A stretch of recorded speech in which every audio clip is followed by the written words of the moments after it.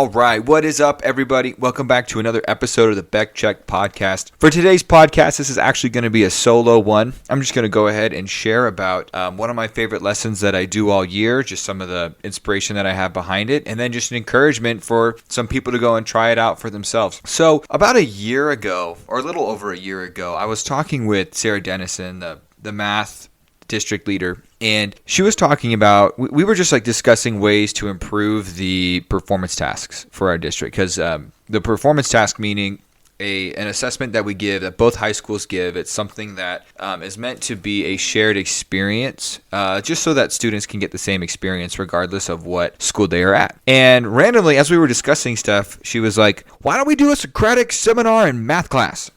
And I thought, okay, bet. Like, I'll figure that out. I'll try to figure out how we can do a Socratic seminar in math class. I don't know if she was serious about it or not, but I'll have to ask her. But what morphed into it, I was thinking about my experience in school, my experience doing a Socratic Circle, and I was thinking, okay, how can I actually put this into a math lesson? Now, I about a year ago also, I went to CMC South 2022, and I got to discuss with one of my associate principals for a while in the car, because it's a 6-hour drive from Tucson to Palm Springs, California. And I was just picking her brain because she was an English teacher for many years before she went to administration. And so I thought, okay, I'm going to pick her brain and see how Socratic circles even work in English class. And so after dialoguing with her for a while about it, I thought, okay, this is actually a feasible thing. Now, those of you who are out there listening to this might be like, what the heck is a Socratic Circle? What does it have anything to do with math class? And maybe if you do know what a Socratic Circle is, how could you actually do one in a math class? Because typically they are done in English classes, and I think sometimes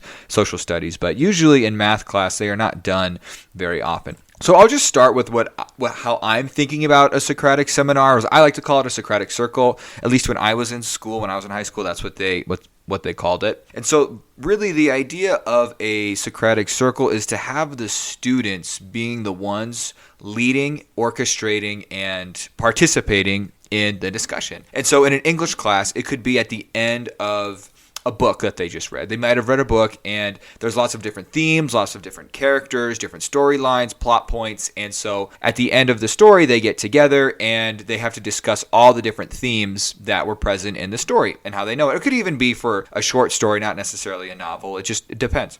And the idea is for students to present their claims. So the ideas that they have about the text, to provide their reasoning, to share quotes, to come up with discussion questions, really just for the students to dive into the text, to digest it, to talk about it, to process it. It's not necessarily a debate. Now, there could be conflicting ideas, but the goal of the Socratic seminar isn't to debate. It's not to come to even a consensus necessarily. The goal of the seminar is really purely to have students dialoguing about the important ideas that you want them to learn, that you want them to take away from something.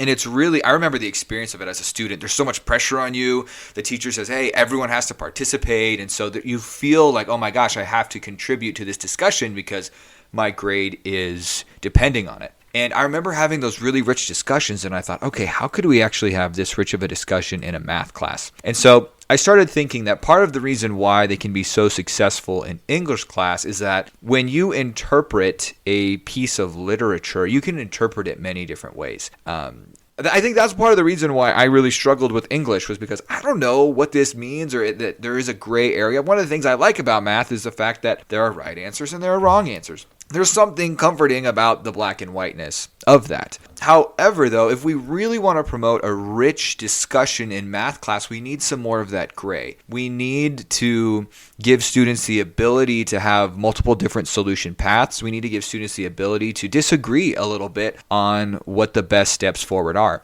And if we just use our normal types of problems, like solve for X, or take a look at this word problem, write an equation and solve it, you're not going to get the same kind of rich discussion that you would in an English class for a Socratic seminar. So I started thinking to myself, what type of math topic could we actually apply to this instructional routine?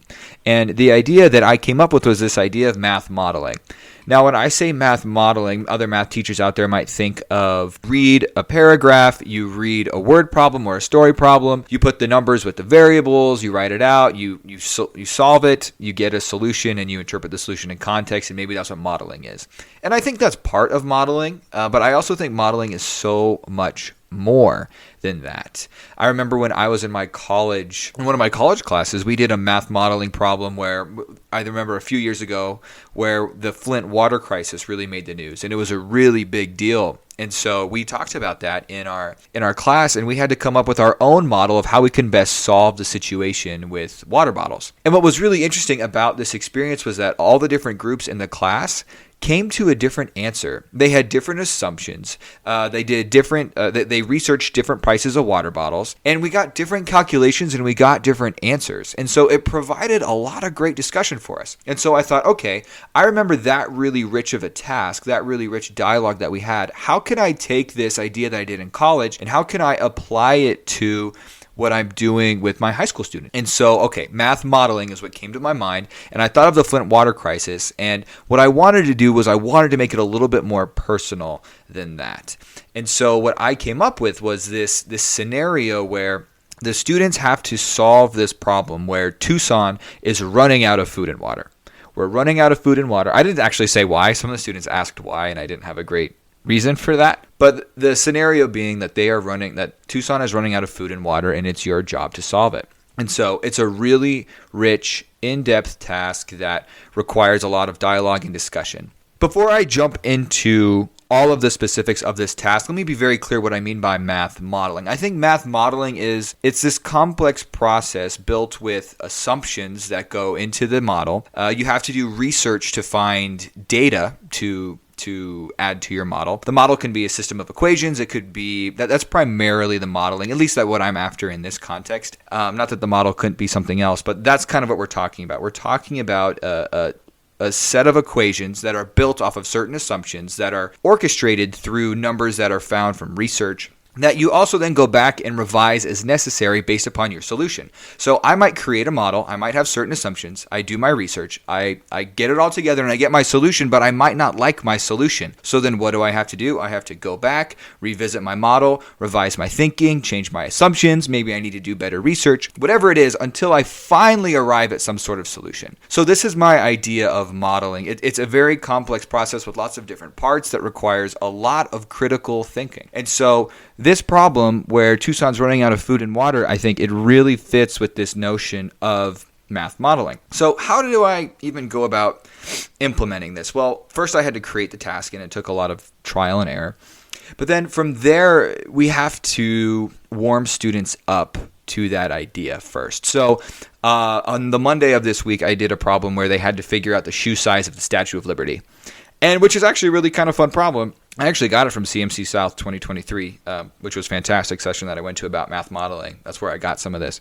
And the shoe size with the Statue of Liberty, it really opens them up to the idea of, okay, there's different ways to tackle this problem. Some people are going to get different answers. We're going to have to do some research to find out what like the height of the Statue of Liberty is. What is the average men's shoe size, average women's shoe size, if they want to set up a ratio? Or maybe they start measuring themselves to try to set up a ratio. Or maybe they could even use some other way of solving the problem. And so I did that on Monday, and I had students trying all these different ways to find the Statue of Liberty shoe size, and everyone had a different answer. And then eventually we Googled it. And what's interesting, when you Google it and you do find the answer, they don't really talk about how they got the answer. They just kind of give you the answer. So in my mind, I think what my students came up with was better. But in that idea, in the spirit of that, it opens them up to this idea that, wait, there might not only be one right or wrong way to go about the problem. We have to do some research. We have to do some digging. It's not a straightforward shot to solve it. Then from there, what I did was I did a problem from Robert Kaplinski. I did a problem, open middle, where they had to solve a system of equations in order to get a desired solution. So it was about, they had to use the digits 1 through 10, and there was this, if you don't know what open middle is, go ahead, look it up. Open middle is fantastic. It's such a great thinking task for so many students. And so they had to keep plugging in and using different numbers in order to find a solution that they needed. So it was lack of a real context, but it gave students the opportunity to keep playing with the numbers until they got the solution that they wanted. And so combining the Statue of Liberty task, so this idea that it's open, it's messy, there's research, different ways to solve it, combined then with the open middle problem of having to change around these numbers to get a solution, really sets them up to be able to solve a problem like this. So what I start with actually is I play a video. So now I'm onto the the actual math modeling task with Tucson running out of food and water. So what I do is I start with a video of myself where I am playing the president and I'm using my presidential voice.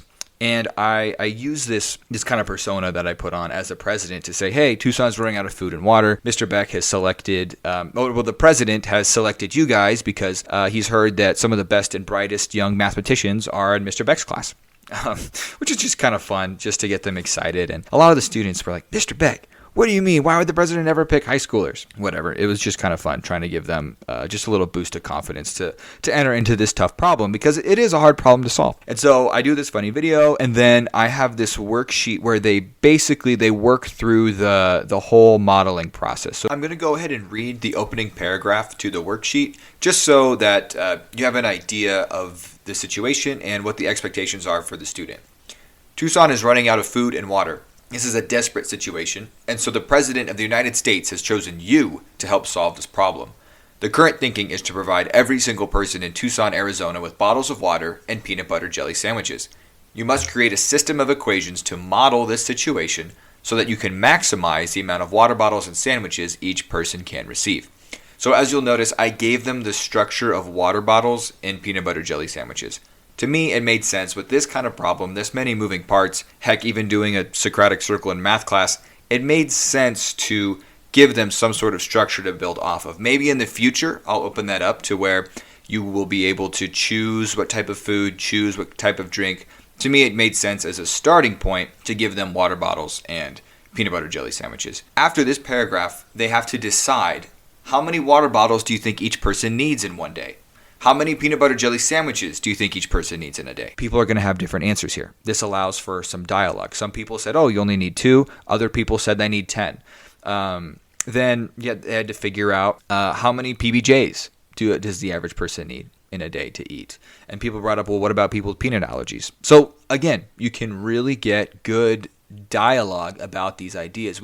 If we want students to have such a rich dialogue, there has to be room for genuine different answers. And so that's what I found what this problem does. So it walks through the first equation, and then the second equation, it walks them through with the cost. So they have to figure out what is the cost per water bottle, what is the cost per peanut butter and jelly. And then I also gave them a budget where I said the president gives you $5 million a day for all the 500,000 plus people in Tucson. So they do a quick division problem and they find out what their budget is for each person per day. And so there's a lot of moving parts, but eventually they come together to find that system of equations. They do that independently by themselves on a worksheet one day. I kind of float around, answer questions as they need.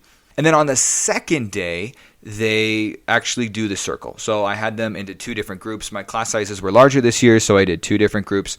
And for the second group, instead of doing PBJs and water bottles, I changed it to mac and cheese and Gatorade, just so they would have different numbers to work with. And so when they listen to the circle, they wouldn't have the problem figured out already. It would be similar aspects of the problem, but it would still be a very different experience, even just changing it to mac and cheese and Gatorade. So they go through the circle and they solve everything. And so since my class sizes were larger, just going through 2 circles going through 2 circles together, it was enough to cover the entire day. And so now tomorrow, what I'm going to end up doing, I'm actually just recording this right after doing this. Tomorrow, I'm going to do a more follow-up day where they actually have to reflect in a couple different ways. They have to reflect on the math, and then they also have to reflect on the circle itself. So the first part, reflecting about the math, I said, in their teams, in the circle, as they come together and they put forward their best plan of how to save Tucson, when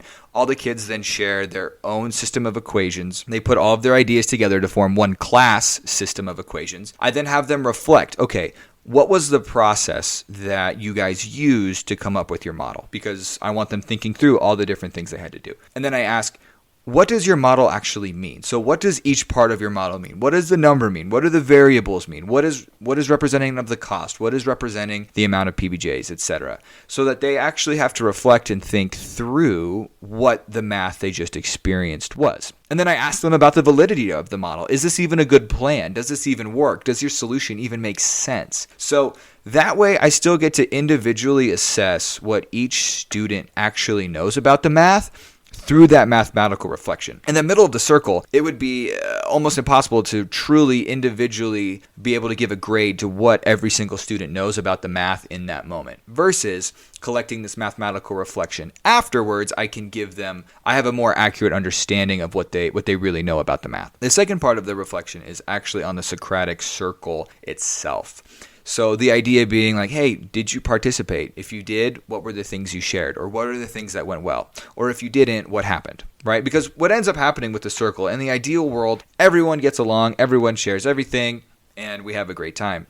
Unfortunately, that's not always the case, right? And I'll talk about that a little bit later. But the idea is that they get to reflect on the Socratic Circle itself, of how they participated, how their class did, what they did well, and what they could work on for next time. And so today was the day when they actually did the Socratic Circle, and it was really, really fun to watch all the different students work really hard to come to to try to figure out the problem and put their heads together and figure it out. It was really interesting. Last year there was a lot of lulls in the conversation, but this year there really wasn't lulls. I would say I had groups of between 10 to 15 students each.